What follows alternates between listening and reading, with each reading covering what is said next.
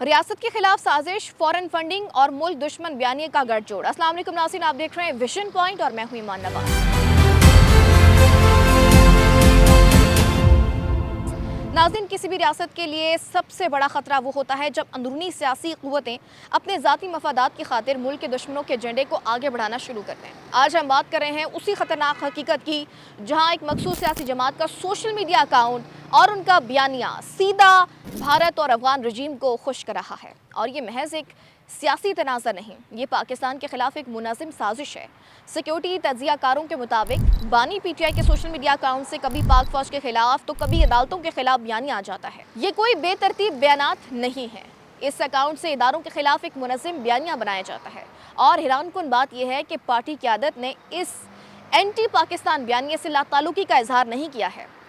बानी पीटीआई के social media account की तहकीकात तो बात की बात है, पार्टी ने इससे लाताल्लुकी का भी इजहार नहीं किया, जो कई सवालात को जन्म देता है। क्या करना है, क्या बयानिया बनाना है, इस अकाउंट से तमाम लीड्स मिलती हैं। ये बयानिया इस कदर मुनज़्ज़म है कि एक वाज़े साजिशी डिज़ाइन को ज़ाहिर करता है। ये बयानिया इस वक्त बनाया जा रहा है जब पाकिस्तान, अफगानिस्तान और भारत के खिलाफ बरसरे पैकार है।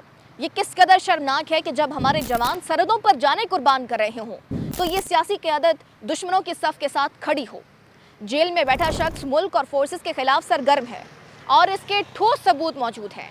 पीटीआई लीडरशिप पाकिस्तान के साथ नहीं बल्कि दुश्मनों की सफ़ के साथ खड़ी है।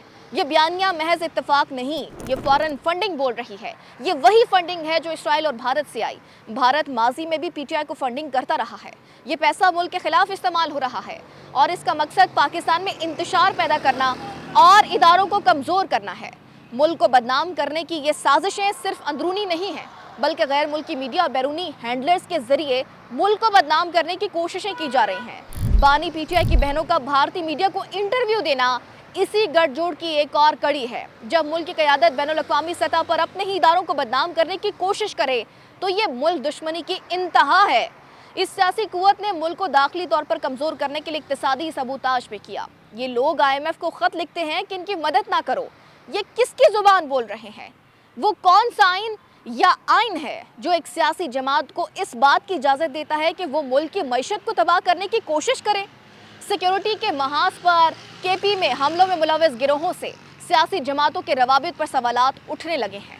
पार्टी क़यादत से लेकर कारकुन तक सब मुल्क मुखालिफ बयानिया परवान चढ़ाते हैं। रियासत का दो टोक मौक़िफ़ है, ऐसे अनासिर से मुल्क दुश्मन की तरह निमटा जाएगा, क्योंकि ये सियासत नहीं, ये पाकिस्तान की सालमियत के खिलाफ एक साजिश है। नाज़रीन, इस व्लॉग से इतना ही। मज़ीद ऐसे मालूमाती व्लॉग्स देखने के लिए आप देखते रहे विजन पॉइंट। अल्लाह ने के बाद।